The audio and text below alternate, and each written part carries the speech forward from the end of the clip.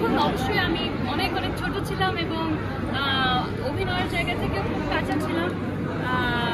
আর আজকে ওনার একটা ফিল্ম দেখতে আসলাম, Jaya, always my favourite. I am very much excited ফিল্মটা দেখার জন্য। আর যেরকম আমি ট্রেলারটা দেখেছি সেটা দেখেই আসলে বুঝতে পারছি যে অনেক দুর্দান্ত কিছুই আমরা পেতে যাচ্ছি।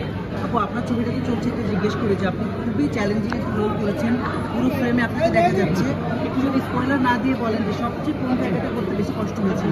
পুরোটাই আসলে কষ্টের ছিল।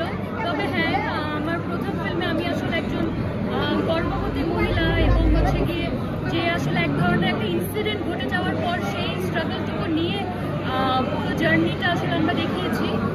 তো একজন মেয়ে এরকম একটা সিচুয়েশনে থাকলে তার সাথে আসলে এবং পুরো তখন মনে হয় কি পৃথিবীটাই আসলে উল্টে গেছে এবং পুরো আশেপাশে যাই ঘটছে সবকিছুই তার জন্য যেমন ডিফিকাল্ট হয়ে যাচ্ছে দিনকে দিন।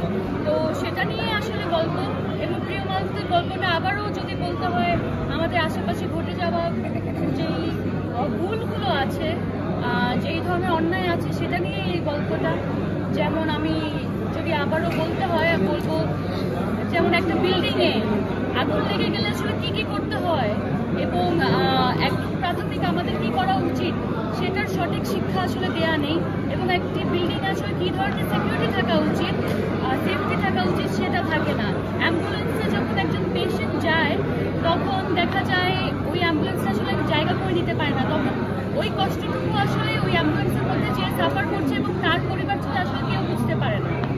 তো এইটা থেকে শুরু করে একটি পরিচয়পত্র, সেটাকে সংশোধন করা, সেটাকে কালেক্ট করা, সেটা তুলে আনা, এই ব্যাপারগুলো যে এত জটিল এবং এই জটিল ব্যাপারগুলোকে নিয়ে আসলে এই গল্পটা আমি এটাই বলবো।